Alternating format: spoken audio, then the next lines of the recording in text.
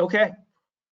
So I'm going to be introducing our fantastic presenter, Tony Watson from Robert Hall and Associates shortly, who's going to be going over some year-end tax planning material with us.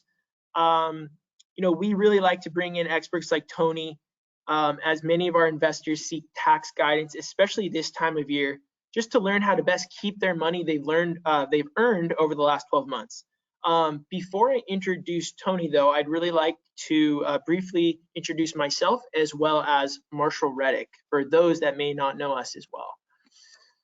So let's see here. Okay, so my name is Vince Tomich. I am an advisor here at Marshall Reddick. My primary role as an advisor is to learn as much as I can about each individual investor and just help guide you through the process to achieve your investment goals. I was a little bit more about myself. I was born and raised here in Southern California. I've been in the real estate industry now for over 6 years, and I am an investment property owner myself, so that's always helpful whenever we're discussing potential acquisitions with clients. Prior to my role as an advisor, I was a mortgage lender for a number of years, and that background has definitely helped in my current role, and helps with trying to explain some of these other factors, important pieces of acquiring property. So for those of you that may not be as familiar with Marshall Reddick, Marshall Reddick is a full service real estate firm, and we have 3 primary services that we focus on. We have our real estate brokerage, our property management, and our private lending. So for our real estate brokerage, we help people buy and sell property, whether it's primary residence or investment properties. 99% of those folks that end up buying an investment property will need property management. So we also help we provide that service as well. That typically, goes anywhere from, marketing the property for lease, showings, inspections, tenant screenings, rent collection, rent disbursement. We also handle all of the tax documentation that you would give somebody like Tony at the end of the year, so all your 1099 stuff. So we would handle everything involved on that end. Our third service is private lending.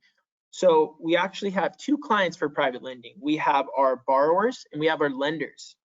So our borrowers are typically the folks who are looking to do a fix and flip on a home, or those who have a self-directed retirement account who are looking to acquire property. Those would be good examples of borrowers. On the flip side of that, we have lenders. So the same way you can invest in real estate with us, you can also invest in mortgages. So we have the ability to connect you, to link you up with a specific borrower, or we also have our mortgage fund where it's a fund where we have the fund invest in multiple mortgages. So if there's any interest in any of that, we're more than happy to discuss further. But ultimately, my goal is to make the process of investing as seamless as possible by education and introducing key players along the way. So I'd just like to go over a few markets that we like to focus on. So we're technically in 16 markets, but we focus, you'll see these green boxes here. These are actually markets that we have a physical presence in. So we have brick and mortar or agents in property management services in all of these markets. So if any of these are of interest to you folks in terms of real estate transactions, this would be these would be areas that we can have some assistance. Now, some of you folks might be looking at these markets and trying to figure out, how did you pick those, or why? So I think we've taken the time to vet out specific markets that we want to focus on, and I think we can all agree that not every market across the U.S. is a good market to invest in. I know arguably right now is kind of red hot everywhere, but we've put together some key criteria that we feel support strong investment markets, which include strong job growth, low vacancy rates, economic diversity, housing affordability, right, is really important, landlord friendly, strong education, meaning good schools, and then last but not least, reliable property management. So these are all things that are really important in how we guide a lot of our investors into which markets that we'd like, we encourage them to focus on. Now, at the end of our presentation, I will be doing, some follow-up, some reaching out tomorrow, whether that's, your interest is more setting up a consultation with Tony, which he'll go over how to do that, or if it was more about setting up maybe a consultation with us, whether that be to acquire a property or to, get somehow involved in some of our lending. If anybody is interested in learning more about, some of the services we have to offer, this is what a consultation would look like from us. The call would be going over the who, what, when, where, and why, right? Our consultations, they can be as long or as short as you want. But ultimately, we're here to serve you and make sure that you're getting the attention you need. And we're really excited to be able to offer these services to you guys, but also to be able to offer, great resources like Tony from Robert Hall, and being able to go over some of the really important stuff that he has to offer. So that's a little bit about us. I'm now going to turn it over to Tony so he can start his presentation. So give us a minute while we get him set up. And Tony, we're ready to have you take it away. Sounds great. Thank you so much for having me back and being a part of this presentation tonight. Hello, everybody. Thanks for attending. We've been connecting and working with Marshall Reddick's team, gosh, and we've done a number of webinars, but dating back probably 13, 14 years. So very, very familiar with the way they do business. And I think that when a tax firm links up with a real estate investment firm like Marshall Reddick, it just is kind of kismet, because we promote real estate through and through. I promote real estate through and through, just because I think that it is the most consistent, long-term appreciating investment you could park your money in. Whether the economy is good or bad, people will always need a place to live.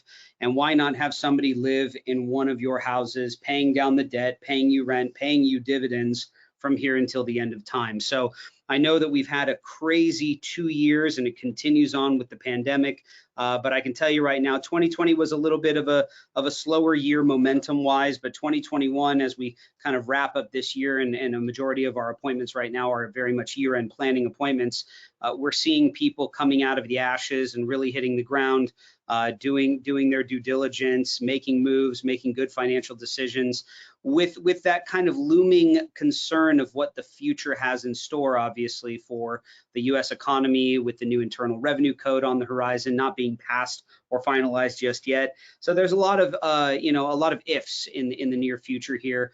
But once again, whether the economy is good or bad, we saw it in 2006, 7, 8, 9. Gosh, I think the last recession ended up, kind of tailing off until 2011, 2012. Some say even longer than that in certain parts. We may end up seeing a little bit of a correction coming out of the pandemic, but with those corrections come very unique opportunities. And so you need to not only make sure that your tax return looks strong from a lending perspective, that your cash position looks strong, that you've made enough decisions and movement and corrections before you get ready to file, to make sure you're retaining more of the wealth that you've built for yourself over the past 12 months, and being ready to essentially pull the trigger on any unique investments that come your way.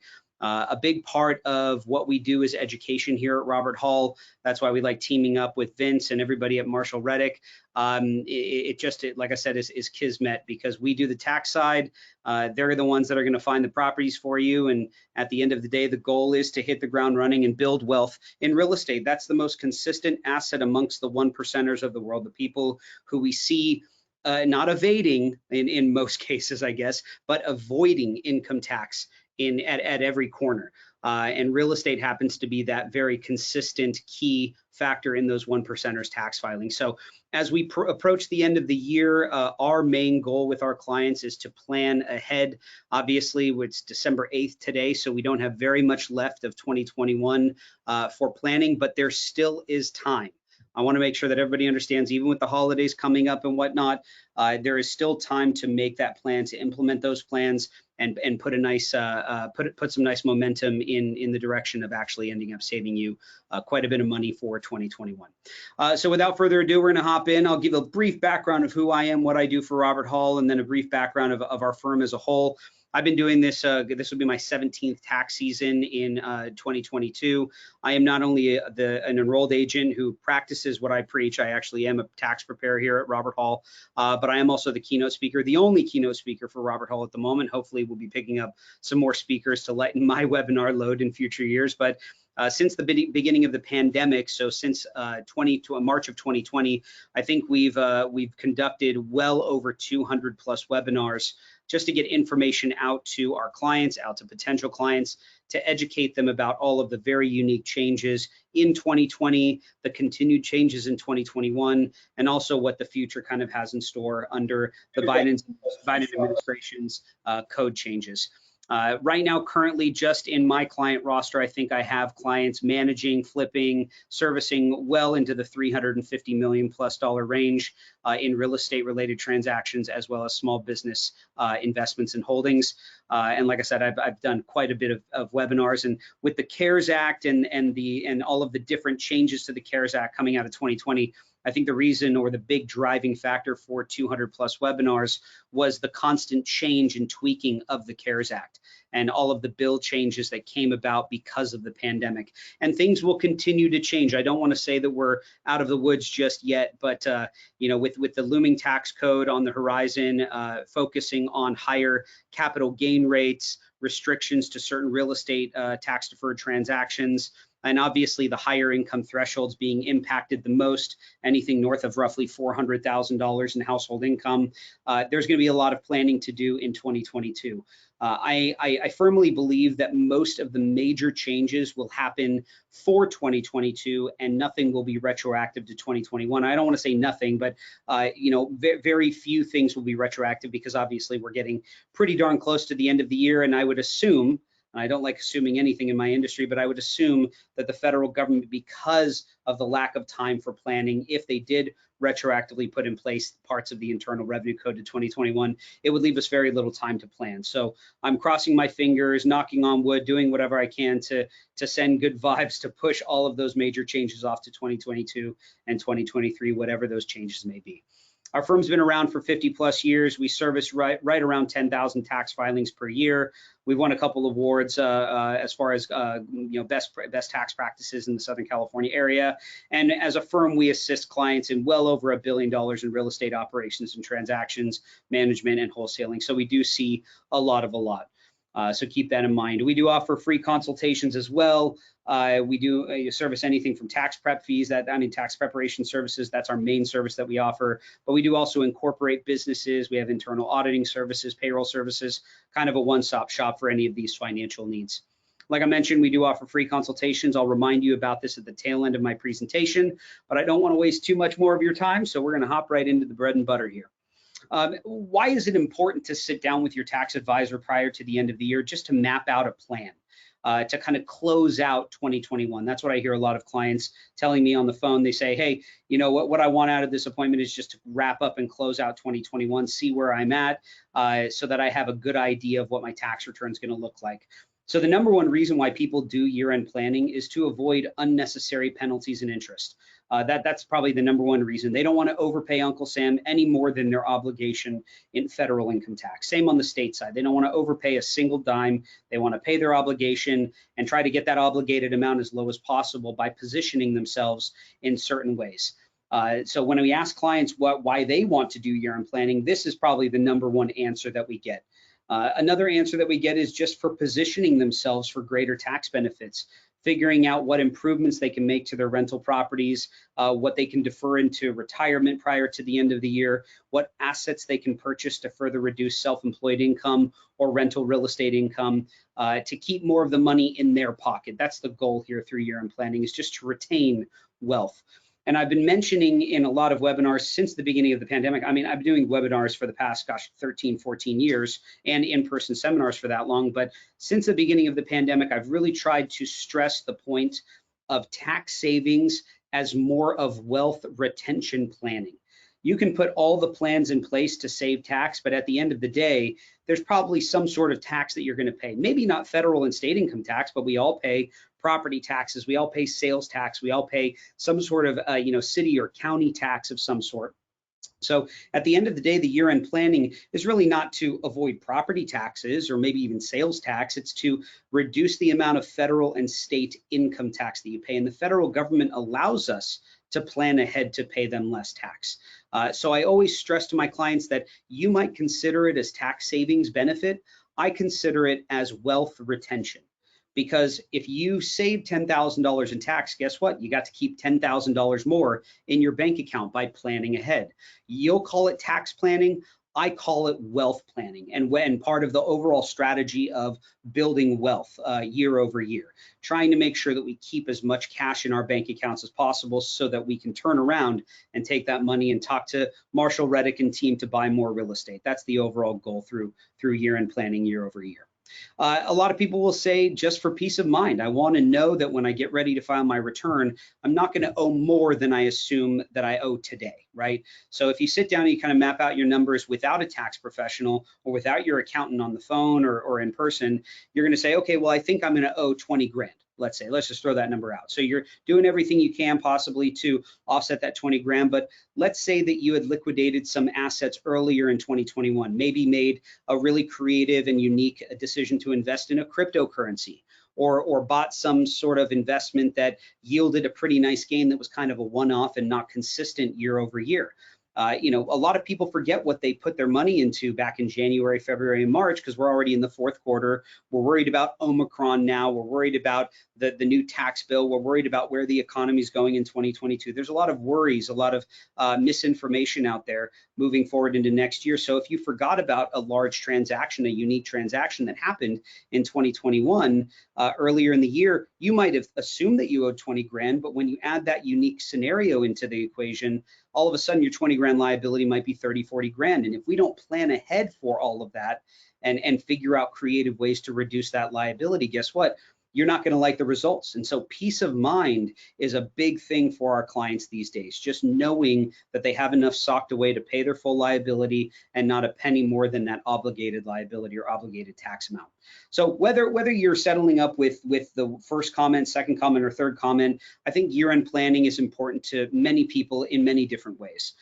For myself, it is absolutely from a wealth retention positioning. I call it the power position, to know where I'm at any given time of the year, whether it's first, second, third, or fourth quarter, so I know how much cash I have to spend to buy more property. I have some friends and some clients and some business partners that are always looking for additional cash in investments to close quicker, maybe to appease a lender by bringing more as a down payment to the table. So having that extra cash to maneuver throughout the year and thinking to myself, well, that's not taking away from the tax obligation down the road. Just having that power position is really, really a unique play and a unique power position to put yourself in. And that's what I'm hoping a lot of our clients get out of these year-end planning consultations. It's just a bit more peace of mind to know that they are in a great position.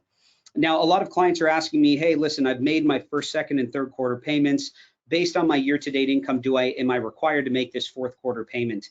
Will I be penalized if I don't make the fourth quarter payment? I'd like to keep the cash in my bank account and invest it elsewhere. What's the overall result of that? Well, through year-end planning, we call it a W-4 review. I know W-4 reviews kind of tie to employees most of the time, but we actually at Robert Hall and in the tax industry, we refer to year-end planning consultations as W-4 reviews. And what a W-4 review is essentially a review of what you've already prepaid in tax on your year-to-date income, either as a self-employed business owner or an employee.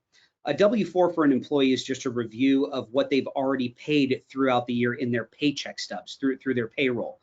And so that's a pretty cut and dry scenario. You see year-to-date taxable income, you say year-to-date federal payments, you see year-to-date state income tax payments. And so we plug those into our calculator, we figure out what the bottom line is.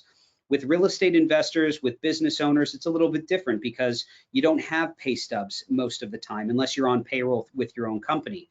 So if you're not on payroll, essentially the way to do a W-4 review for a self-employed individual is to, as of today, let's say December 8th, get an accounting of your year-to-date income, and then also have not dollar for dollar accurate figures down to the penny, but rough expense estimations so that we can figure out what your year-to-date net profit is looking like.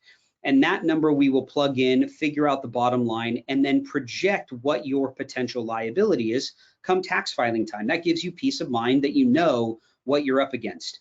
And during this meeting, I also call it the interview process. We'll ask if there were any unique transactions during 2021. Did you sell cryptocurrency? Did you liquidate a retirement account? Did you retire and move from a W-2 income over to 1099 income from a retirement account? Did you exchange a property and have boot that came out of the property? I mean, there's a million scenarios. So we go through all of that in what I like to consider an interview during the year-end planning consultation.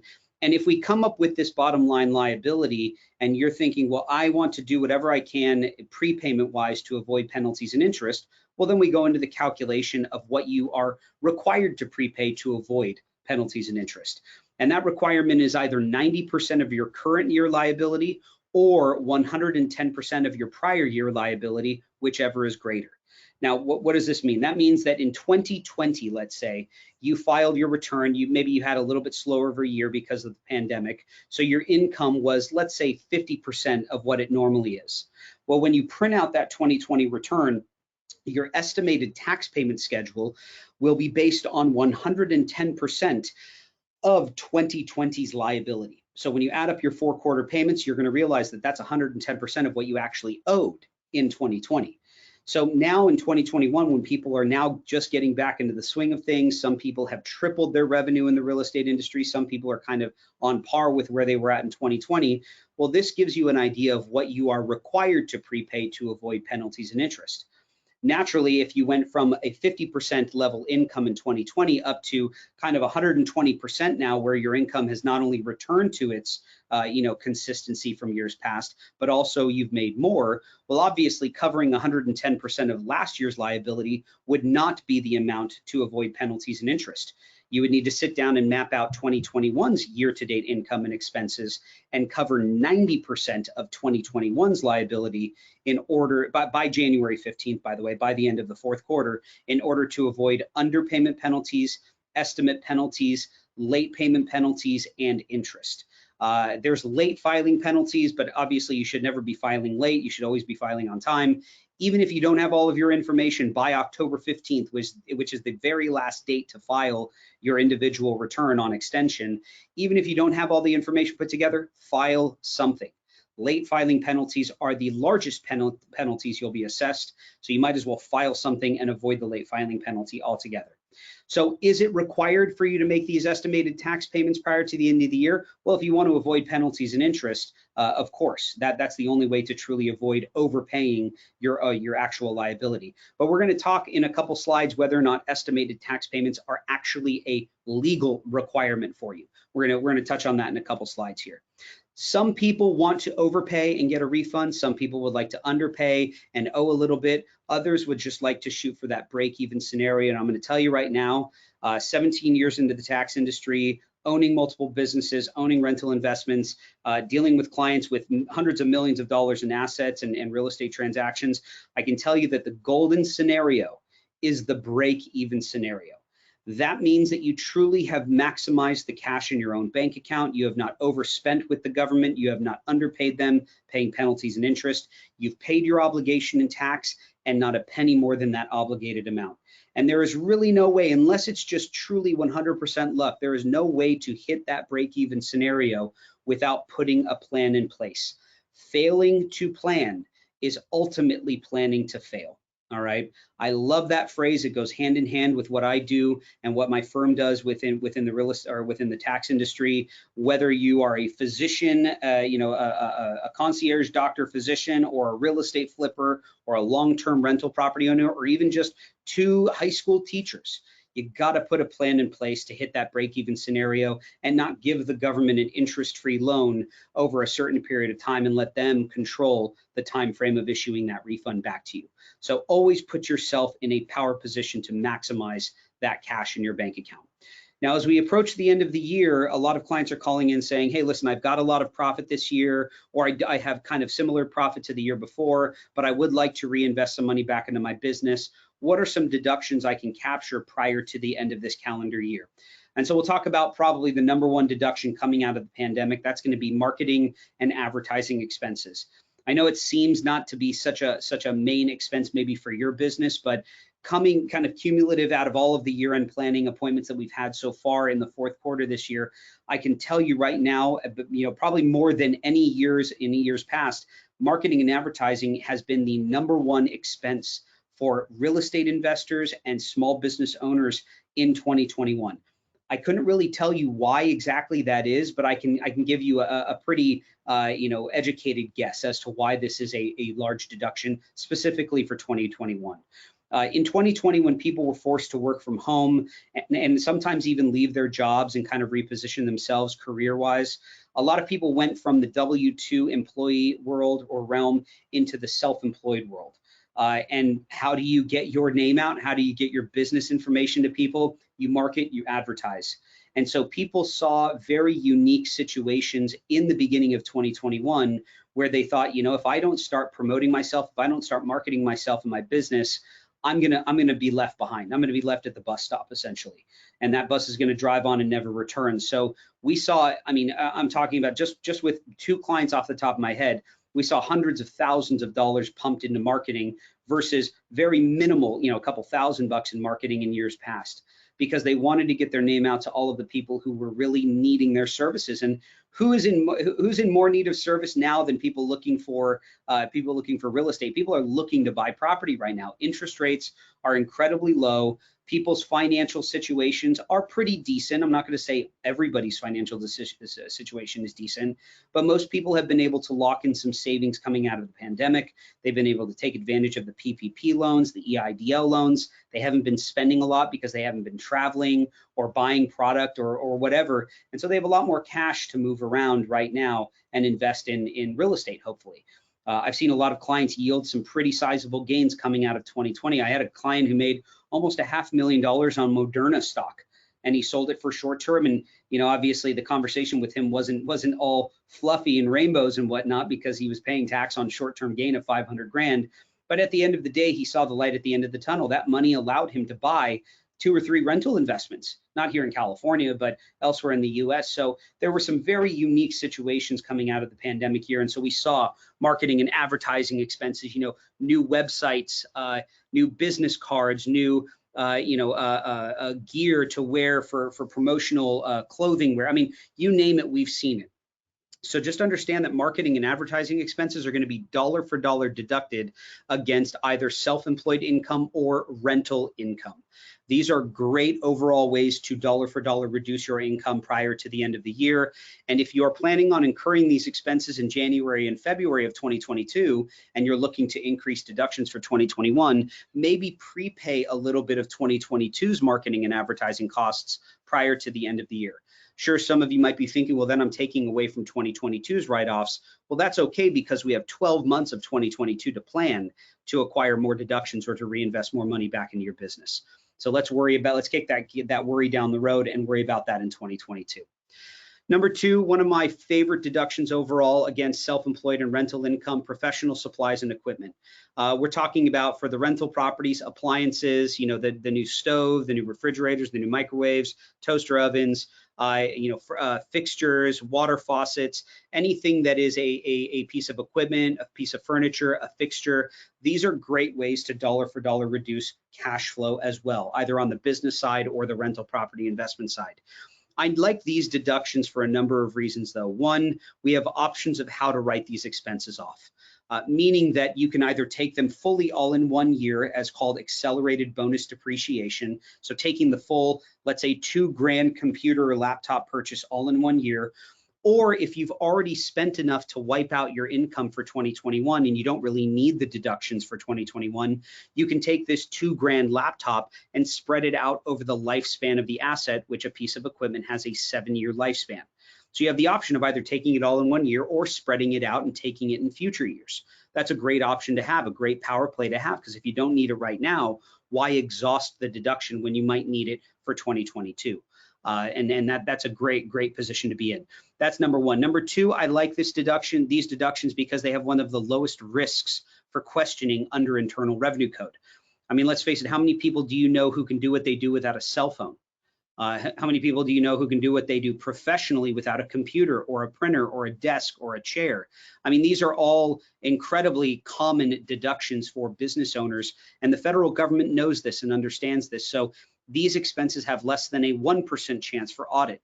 And I'm very confident in saying that in 17 years that I've been doing taxes, I've yet to see an audit personally, see an audit on a computer purchase or a cell phone purchase. I'm sure there have been. It's just not, I haven't seen one in 17 years. So, very unique strategy to accelerate bonus depreciation on supplies and equipment type deductions. So be aware of that.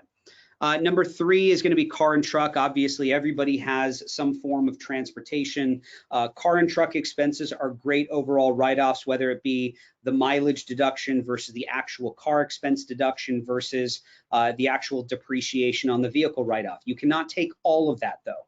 You have to choose whichever one is going to give you the greater benefit. For instance, if you have 20,000 miles that you put on your car, let's say 5,000 is commuting, 5,000 is personal mileage, and the 10,000 left over is all business.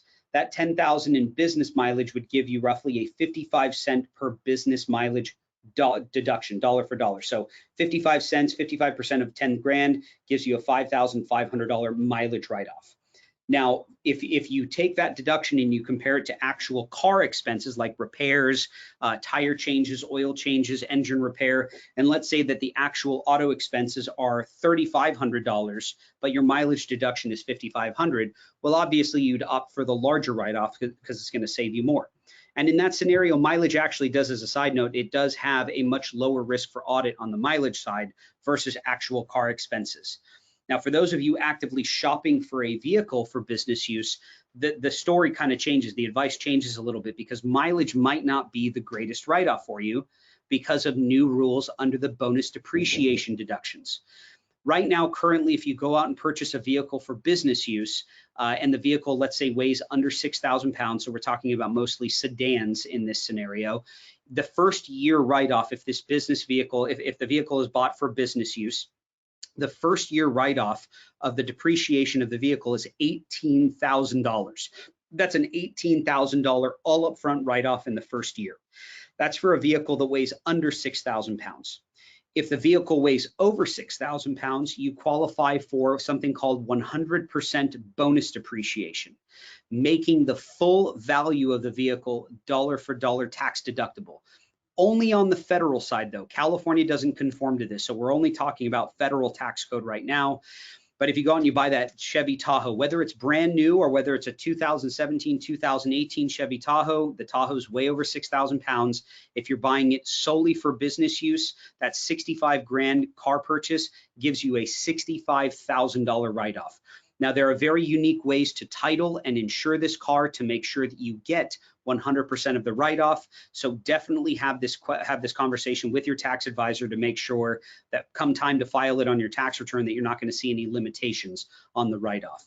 I don't have enough time tonight to go over all of those intricate parts of the purchasing side, but this is a great question to have maybe in a free consultation with one of our senior advisors and or with your own tax advisor. But once again, it's either the mileage, the actual car expenses, or depreciation on the vehicle. You cannot take all three. You have to elect which one you're going to take and which one is going to give you the greatest bottom line benefit. Number 4, legal and professional fees. So anytime you pay an accountant to file a return, a bookkeeper to put together your books for you, an attorney to draw up a lease contract or a lease agreement or a rental agreement, these expenses are going to be dollar for dollar deducted against rental income and or business income. If you only have W-2 income, if anybody in tonight's webinar does not have a rental property yet, if they are not self-employed, if they are solely employed via W-2 with an employer, these expenses are not tax deductible for you as of 2018. In 2018, the tax reform bill took away all W-2 wage earner write-offs on the federal tax return. The state still allows for a little bit of these write-offs to flow through, but on the federal side, if you are solely W-2'd as an employee of a company, you are no longer allowed to deduct these particular expenses. The form that you write these expenses off on, it no longer exists. So you as rental property owners and self-employed business owners have a unique opportunity to maximize deductions that other taxpayers aren't even allowed to take on their return. So always understand that the power lies on the tax return with self-employed individuals and real estate investors. The code is really meant and built to benefit the business owner. Whether it's selling items on Amazon or owning a rental property, guess what? Both of those things are businesses. A rental property generates income and has expenses, and by definition, that would be a business, right? So utilize these forms on your tax return, utilize these positions to really maximize these great overall tax write-offs on your 2021 return. Last but not least, number 5, property deductions. And I'm not really talking mainly about the mortgage interest or the property tax write-offs. I'm talking about the in-home office deduction, because we've been getting a lot of questions coming through our phone lines about, what's the audit risk now coming out of the pandemic for the in-home office deduction? How do I allocate square footage correctly? What is deducted against my self-employed income or rental income if I do have an in-home office? And I want to make sure that everybody understands that, yes, in-home offices from an audit standpoint have a very high risk of audit. They always have had a higher risk for audit, and they probably always will have a little bit higher risk for audit versus other deductions. But coming out of the pandemic, when most people were forced to work from home, you will see a slight downtick in audits on in-home offices. But I want to make sure that everybody understands that it's not the form itself, it's not the deduction itself that gets people audited. It's the unreasonable allocation of square footage that people use that gets them audited. It's not the mortgage interest, it's not the property taxes, it's not the insurance, it's not the HOA dues, it's not the improvements, not the depreciation. All of that stuff is incredibly legitimate. There's a whole 3 to 4 page part of the Internal Revenue Code that states in-home office deductions are legitimate write-offs, and you should be allowed to take them. So never work with a preparer who's afraid of taking an in-home office deduction, but work with a preparer who explains to you, hey, we can't just use an industry average percentage. And what I mean by industry average percentage is it would be very unfair for me to sit here tonight and tell you all to just allocate 25% of your houses to office space. Because let's break that down. Let's say that some of you live in 4,000 square foot homes, right? 25% of 4,000 square feet is 1,000 square feet. That is a massive office space. Now, it might be true. You might actually have your garage filled with product. You might have a big room inside of your house and the nearest bathroom included in that office space. So granted, your office space might be 1,000 square feet. And at that point, take the 1,000 square feet, because that's a legitimate write-off. It might not be ordinary. It might not be necessary. I mean, it definitely is necessary if you run a business and you store a lot of your product in your garage. And it definitely is a legitimate write-off.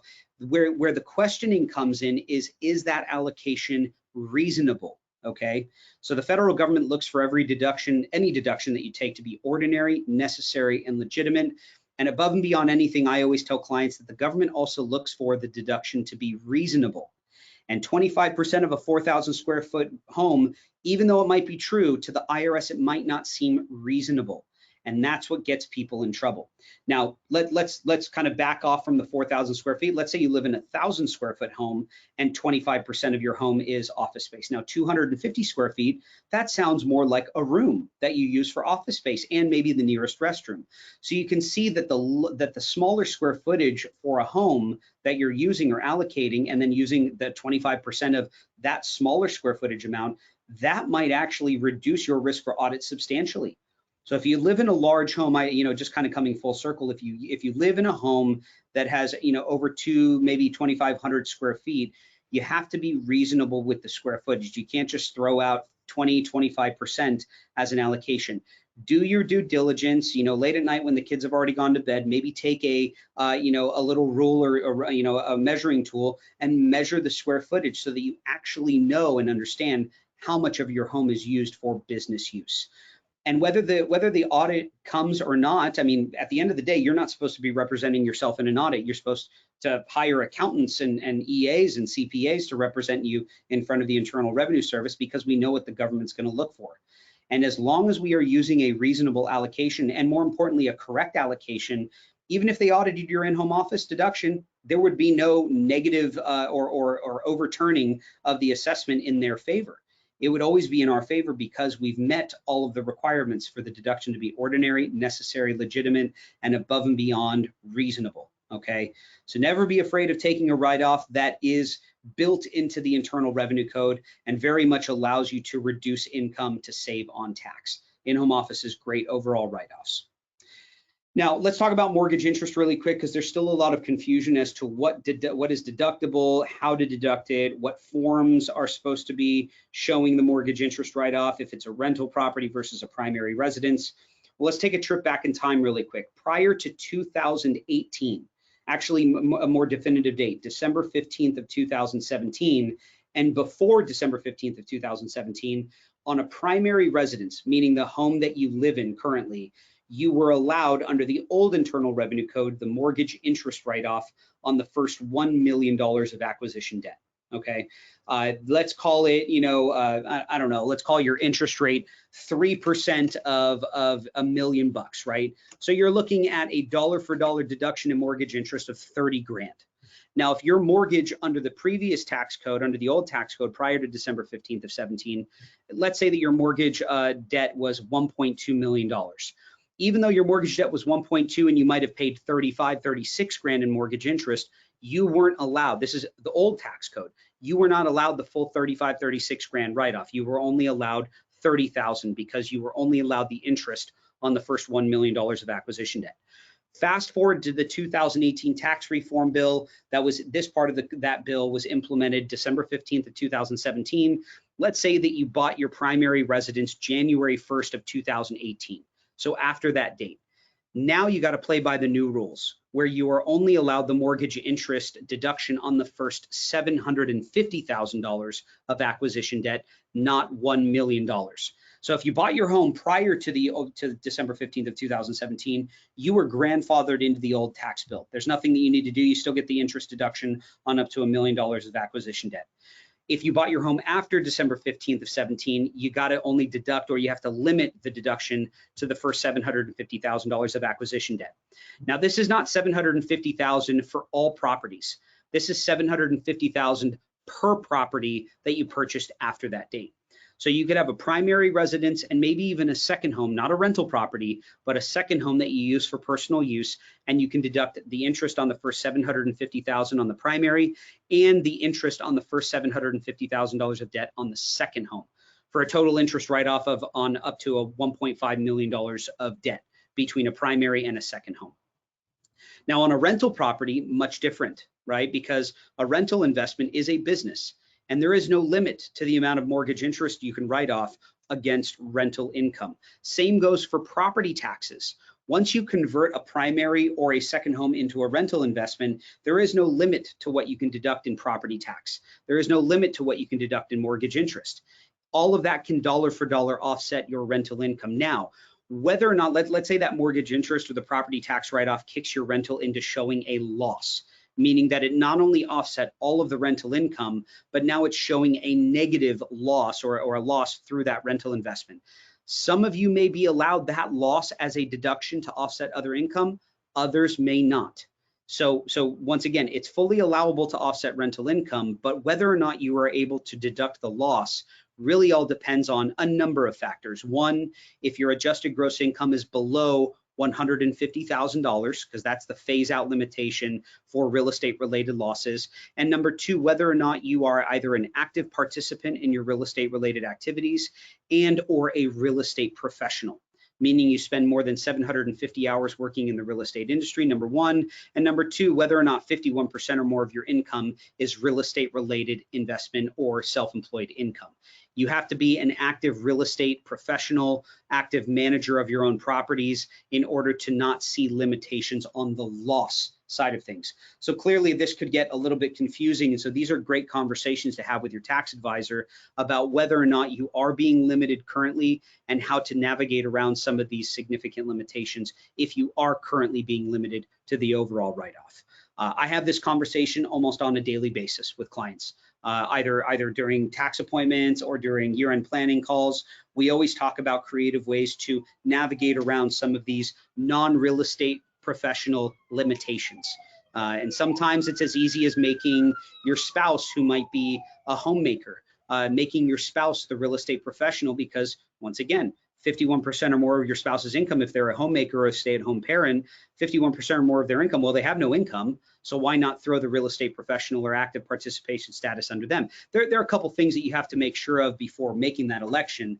So have this conversation with your tax advisor to make sure that you're doing all of the right things.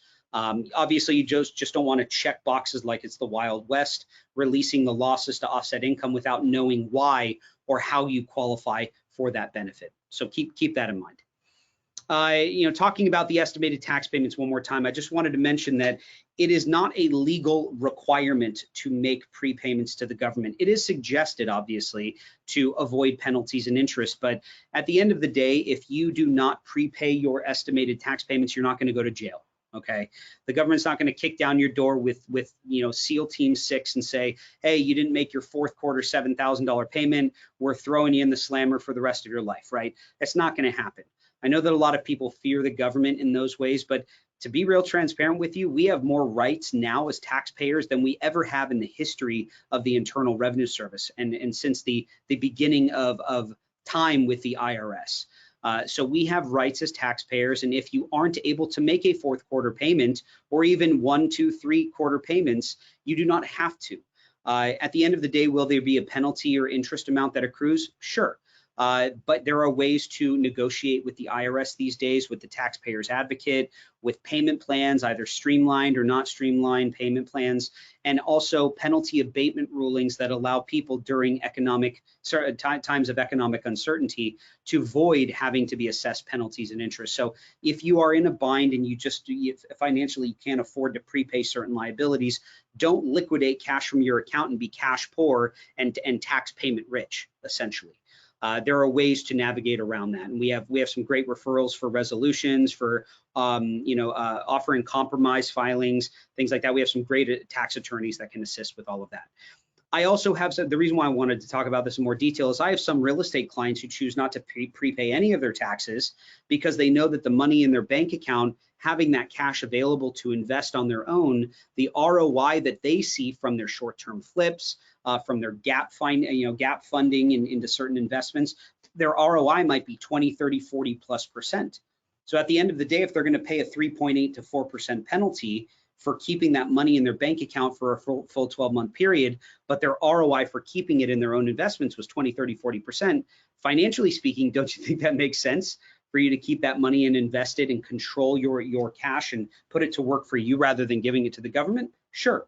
Some people fear that might increase risk for audit. No, not necessarily, because the only time that the government would really get mad at you for doing this is if when it came time to actually pay the tax, if you didn't have the money, right? So April 15th rolls around, you file an extension that kicks the can down the road. Sure, you're getting hit with late payment penalties, underpayment penalties, estimate penalties, and interest. And by October 15th, if you still don't have that cash to pay it, then it becomes late payment, but compounded interest and penalties. And at that point, the government feels like you're avoiding them. And their feelings get hurt at that point. So yes, that could eventually increase your risk for being questioned.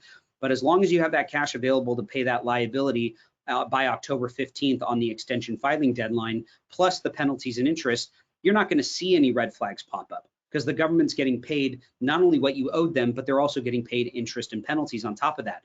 And you were able to take that cash and have an ROI in your own investments of 20, 30, 40%. Now, if you don't see that kind of return on your investment, then don't play this game, right? You got to know enough pipelines or have enough lines in the water to know that by keeping this money, you are at least going to have an ROI greater than what it's going to cost you in underpayment estimate and late payment penalties and interest. Okay, it's a very I'm not going to call it a dangerous game to play. Some of you might feel like that's too aggressive, and that's fine. It's not for everyone. I'm just explaining to you the different options that you have as real estate investors. I can tell you right now that I've played that game in the past. I still kind of play it, but I'm more about the break-even lifestyle nowadays because I have 2 kids and my wife has a self-employed business and I got to do all the taxes for all of that. So I'm more at the break-even scenario. But when I was single and didn't have kids and I was day trading every day, man, it was the Wild West. I would keep my money until filing deadline and I'd pay the penalties. But sure enough, every year I was seeing at least 6 to 7% ROI on keeping my money. So And in some years it was even more. So if you are that kind of investor where you would much rather have the cash available, this means that you would not talk with your tax advisor once a year. You talk with your tax advisor on a quarterly basis. That kind of planning requires constant contact with a tax advisor every quarter to make sure that we are on pace to having enough money to pay the eventual liability down the road. Okay, keep all that in mind, just explaining some options that you might have as a real estate investor and or small business owner. Now, as we approach the end of this year, another big topic is retirement investing. Should I sink my money into the stock market through my traditional IRA or my regular 401k? Should I max it out through my employer? Or should I take advantage of a more diversified retirement portfolio through something like a solo 401k or a self-directed 401k or self-directed IRA, whether it be traditional or Roth? These are great questions to get answers from your tax advisor on. Right now, I can tell you, just in the last 3 weeks, I've probably had 8 to 10 clients not only set up self-directed retirement accounts literally in the last 2 to 3 weeks, but also fully fund those self-directed retirement accounts and already put that money into pipelines to buy real estate, to buy small businesses, or to do short-term lending out of those retirement accounts. Remember that being locked into the stock market in a retirement account, that's old school. That was prior to 1974, I think, that you didn't really have any other options. If you had a 401k, you got to plug it into the stock market. Starting, I believe, in 1974, I think the year was, maybe earlier, but right around the early 70s to mid 70s, self-directed IRAs were introduced. And self-directed IRAs were a very unique introduction to the investment world because it allowed the taxpayer to diversify their portfolio within their retirement account, meaning that a solo 401k can own a rental property, a solo 401k can own a stock portfolio, a solo 401k can own a syndication or a part of a syndication, a solo 401k can buy a business, it could buy a Starbucks if it wanted to. If you had that much in your 401k, which, if you do that, that's pretty good for you. But self-directed retirement allows you to have more diversified real estate investments. And if you are like me, where you are real estate through and through these days, why not practice what you preach, right? If you're preaching to people that real estate is always a great investment, I see it in my own portfolios, why not start diversifying your real estate investments into your own retirement account? Sure, some of you might be thinking, hey, well, if it's in my retirement account, I don't get to write it off. Yes, you're absolutely correct, because it is all being tax deferred. The goal with retirement accounts is not to utilize the retirement income until, guess what? Until you retire. And that's how you build exponential wealth and not have to worry about working when you're 85 years old. So yes, when you put real estate investments in a 401k, you cannot access that money without paying a distribution tax from a retirement account. And any losses that you're seeing through real estate related investments within the retirement account, those are not deductions to offset your personal income. So if you're just getting started in the retirement planning world, where you're just starting off with an IRA, you're just starting to gain momentum in a 401k, maybe right now is not the right time for you to buy real estate. But let's face it, if you have 100 grand in a 401k, you might not be able to buy very many properties here in California, but you sure could buy property elsewhere in the US. It doesn't take millions of dollars to buy real estate. Just ask Vince and Marshall Reddick. I mean, they have very unique opportunities all over the US to get yourself plugged into real estate investments that are not comparable to California valued properties. And so the sooner you start, the long-term appreciation will kick in for you, and all of that appreciation, all of the dividends being paid by the cash flow, all of the cash out refis to buy more real estate within your 401k and all of the benefits there, guess what? All of it is tax-free because you're doing it all within your own retirement account. So this has been an incredibly unique topic, at least discussion over the past 10 to 15 years in the tax industry for me. I've only been doing this 17 years. So literally 2 years in, I learned what a self-directed IRA was, and I was very intrigued by it. And so we've been plugging our clients into these self-directed investments for a very, very long time, calculating the deferral amounts, figuring out whether a Roth 401k or a traditional 401k was right for them, or a self-directed Roth IRA versus a self-directed IRA. But these are great conversations, especially during year-end planning, to have with your tax advisor. Diversification is key. I always tell my clients, I tell my brother, I tell my parents, I tell my wife's friends, I'm trying to put as many lines in the water as possible, because the more lines you have in the water, the more fish are going to bite, right? Because they have more options. So I'm putting as many lines out of my retirement account, as many lines in my retirement account into the water as possible, because the goal here is to grow wealth and figure out the most creative and legitimate ways to retain that wealth. And this is just a great option for real estate investors through and through. Now on the horizon, we do have this green book that it hasn't been passed yet, but there's a lot of speculation as to what will be introduced and finalized under Biden's administration's tax code. You know, and like it says here, the green book is President Biden's wish list of tax changes. And as usual, this year's wish list is a cornucopia of tax proposals, past and present. I mean, they're going to talk about repealing certain things, correcting certain things, adjusting parts of the tax code that literally are almost 100 years old.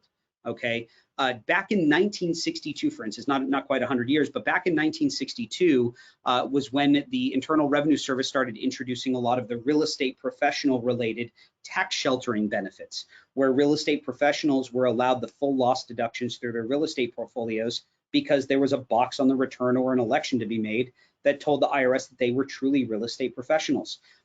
That's been around for a very long time. They're not planning on changing the real estate professional election, but certain pass-through benefits and other real estate related transaction benefits, such as the 1031 exchange, which has been around since I think 1922, maybe even earlier than that. I thought it was 1904 at first, but I think it was in the 1920s, 1921 maybe. But the exchange part of the Internal Revenue Code is set to change and limit the amount of deferral in the exchange. Now, I had a client tell me the other day he read an article that was taken off the table. I have not found any articles online that have said that. So maybe he read it in a chat room of some sort, but as far as it being taken off the table, I have not heard it being removed. I've heard that they are trying to adjust the thresholds a little bit, maybe to $1 million for a single individual for allowed deferral, $2 million for married filing joint. But as it stands now, the Green Book states that if you are single, you will only be allowed up to a $500,000 deferral as a single individual through an exchange, and every dollar above and beyond that in capital gain would pay tax. And if you are married filing joint, you are only allowed $1 million in capital gain deferral. So that is something that's been around and been unlimited as far as deferral of gain is concerned for over 100 years. I think exactly 100 years if it was 1921. So just be aware that there are some major changes on the horizon. Most of the changes will be in effect as of January 1st of 2022, not retroactive to 2021. But some of the kind of lighter changes would be the change of the SALT deduction, which is currently capped at $10,000. That's your state and local tax deduction, which includes your primary residence property taxes, your second home property taxes, and the state income tax that you pay to the state of California. Right now, the max allowable deduction on the federal return is 10 grand. They're talking about bumping that all the way up to 80 grand. And I really, really hope that goes through. I think it will. That will be a major change. But, you know, like everything in past and present, the government gives and they take away, right? Just like clockwork. So just understand that with that nice gift that they consider a gift, giving to the general public of the $10,000 to $80,000 bump, they're going to be taking other things away. How do you think all of this money is going to be paid back? When the government said, I forget who said this, but they came out and they said the United States taxpayer will not have to pay back the money that has been printed because of the pandemic. I don't know what rock people are living under, but that is not the way that the US economy works. That's not the way that the US dollar works. That's not the way that the US Treasury and the IRS work. We will absolutely be paying for this, maybe not in the immediate present or immediate future, but long-term wise, absolutely the United States taxpayer will be paying for it. We already see the cost of services and products going up left and right. And that is to correct on the back end for the higher tax rates that business owners will be paying in the potential changes in 2022. If you're making over 400 grand in overall household income, you will probably be hit by a majority of the changes under the proposed bill. Capital gain rates are set to increase to 39.6% for long-term capital gain, but only if your overall income as a single individual is bumped above 500 grand, and any capital gain that bumps you above 500 grand will be subject to 39.6% long-term capital gain, not 15 or 20% as it stands now. And if the capital gain bumps you as a married filing joint couple above $1 million, every dollar above that $1 million in capital gain will be subject to 39.6% long-term capital gain. So Where the 0.6 came from, I don't know. Let's round up, it's 40%, right? That's 40% plus 9.3% to the state of California. You're looking at 49% in overall capital gain tax you're paying on every dollar above $1 million. And so in theory, you're thinking, well, I'll just exchange the property. Well, unfortunately, you're limited to the amount that you can exchange. So what is the government doing right now? They're handcuffing us in more than a couple ways. And sure, there are some unique introductions to new EV, electric vehicle credits, and some green initiative credits. So I'm not saying 100% of the green bill is bad, but for us, the real estate investors, because I assume that everybody attending tonight is a real estate investor or who wants to build wealth in real estate, the future, if you want to build wealth, if this code sticks around for more than 2 or 3 years, just be ready to do some serious planning, some serious strategizing every year with your tax advisor to minimize that liability as much as possible and not be impacted so much when you do make a good investment with your money and it bumps you above one of these higher income tax thresholds. Okay, I'll leave you with that. I think probably Vince and Marshall Reddick will have me back once Biden's administration does actually pass the final Internal Revenue Code. I'll have all of those updates. It'll be a whole webinar just on its own with all of the updates, and we'll be back with that hopefully soon, in the next week or 2 weeks. Hopefully they pass it. If they don't, who knows, right? But if that's the case, then most likely everything will go into play after January 1st of 2022. Last thing I want to leave you with is our free consultation contact information. If you want to sign up for a free consultation with one of our senior advisors, you text the word Robert Hall to the number 72,000. Send us over 2 years of tax returns. We'll check for any possible audit triggers on the returns that have been filed. And we'll also add you to our email updates telling you about upcoming webinars, upcoming seminars. I think our real estate summit that we have every year in January, I do believe for 2022, it is still going to be digital. I don't think we'll be back for in-person because we normally see about 1,000 people at that summit each year. And so hopefully we'll be back in 2023 with that in-person real estate summit, but we're gonna have to kind of replicate what we did in 2021 for that real estate summit. So if you are tech savvy and you wanna open up your smartphone camera, you could just wave it over that QR code at the bottom right hand of the screen. It'll give you a link and prompt you to click on it to sign up for that free consultation, and let's connect. Like I said, with any one of our senior advisors, we still have time before the end of the year to do some planning. And if it's not for planning, if it's for 2022 stuff, we can always kick the free consultation down the road into 2022. Whatever you want to do, however you want to connect with us, we are more than open to receive your questions and help you out. Okay, Vince, I'm gonna toss it back over to you. Thanks everyone for attending. I really appreciate it. Vince, if you want to come back on and wrap everything up and say goodbye, and let's hear your voice. We've missed you. Yeah, no, thank you so much, Tony. That was amazing. So much good information. We really appreciate you keeping up to date too on all the future upcoming tax laws. As you know, they're always changing, and for folks like us that don't focus on it every day, that's so helpful. So guys, I'm going to be doing a follow-up tomorrow and the next day. I'll be calling everybody, sending emails, whatnot, trying to connect, seeing what we could do to help. If it's something that we can do at Marshall Reddick to assist with any kind of acquisitions or any kind of investment opportunities, great. That would be something that I would talk to you about directly. If it's a tax question or tax related information, I will be directing you to Tony at Robert Hall. And this is a great area or opportunity here to just get that going now. So yeah, we appreciate your time tonight. We look forward to seeing you guys next time. And Tony, again, thank you so much for your time. Great information and great presentation. Thanks a lot, Vince. Take care, everyone. All right, guys.